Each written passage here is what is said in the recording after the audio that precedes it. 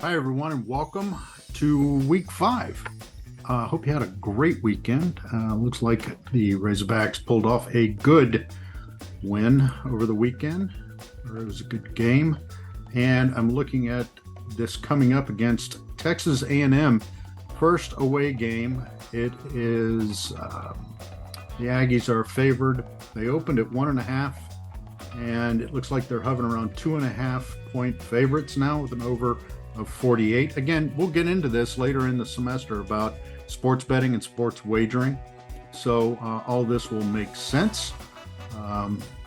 Let's see who else is playing here. Let's see how Alabama. Oh gosh, they are 40.5 points over Vanderbilt. Okay. And my LSU Tigers, actually I should say my Razorbacks, because I have, I guess, more loyalty to Arkansas. I do. But still, I graduated from LSU. So again, don't hold that against me. And they are 29.5 to 30-point favorites over the University of New Mexico.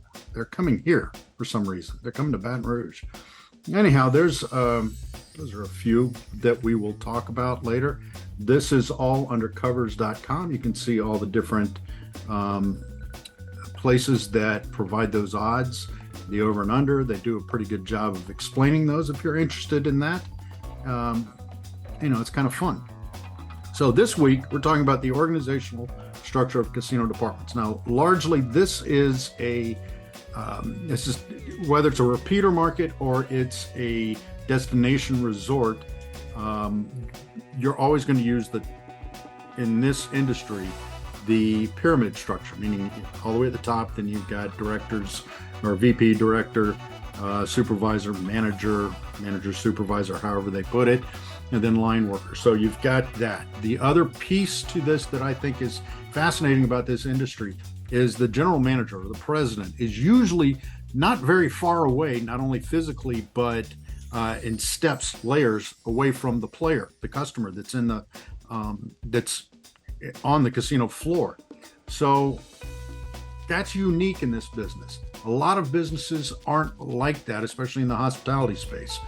It's rare that you would see the CEO of a company come down and shake hands with a normal hotel guest. So the structure here has always lent itself to people interaction, okay? And often in many cases, your CEOs will be the final arbiter of how do I want to put this? Lines of credit, if you will. We call them markers, and you'll understand that later on. But marker is in essence a line of credit that we would extend to a player of a certain value or a certain credit history or a certain worth to the casino. And often the CEO or the general manager is the one who makes that decision. So this is very unique in this industry. Rarely do you see the CEOs of, say, Target, for example, or Walmart actually extending credit to a customer. That usually goes through another process, if they even do that. So, or it sits in another department. But in this business, that's how it works. Now, like all of these in these first few chapters, understanding the terminology is really the name of the game here. So if you understand the terms of these different positions and you understand the structure, the reporting structure, you'll by default almost understand what they're responsible for. So for example, for a bingo runner, they are very visible. The bingo caller is obviously very visible. And you'll understand that interaction if you understand the terms and what those roles are. But this week we'll focus on that. You guys are doing fantastic. If you have any questions, reach out to me. However, let me bring this one up. Next semester, I'm teaching a class in international travel and tourism. You may or may not have heard, but I went to and I climbed Mount Kilimanjaro last semester. This has nothing to do with the casino class.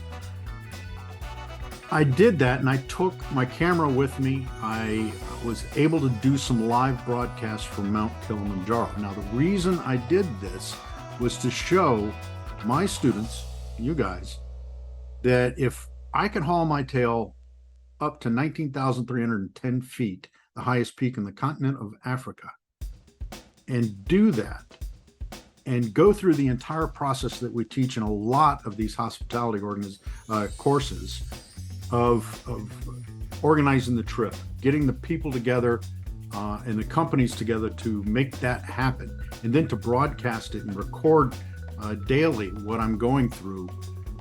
You can do pretty much anything you want. Now, I know most of you are taking this as an elective. Actually, all of you are taking it as an elective.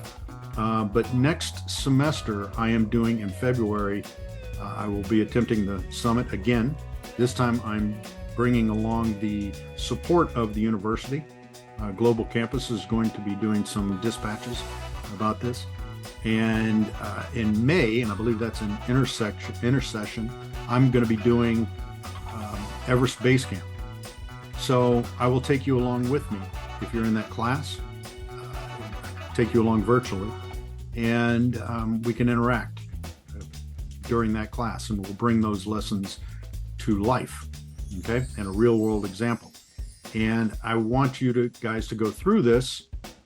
If you choose to take the class, I want all of my students to get more out of this than just sitting in front of a computer screen and listening to me talk about, to a slideshow.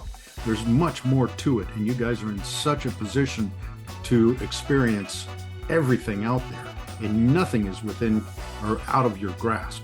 So you can do it, and I want you to really grasp that. So I'm going to try to bring all that to life, going to Kilimanjaro, Mount Kilimanjaro, and you can follow me online. I'll definitely be doing Facebook, YouTube, Instagram, and probably TikTok and a few Snapchats as well. But that'll be coming up, and I'll keep you informed if you're interested. If not, you can get out of this video right now. But feel free to do that. If you got any questions about any of that, let me know. Also, if you have any questions about any of this within the casino business or within this class, please let me know. I'll be more than happy to respond. And if I don't have the answers, I can certainly find them. So again, have a great week, guys. Good luck. Hope you have a wonderful one. Thank you.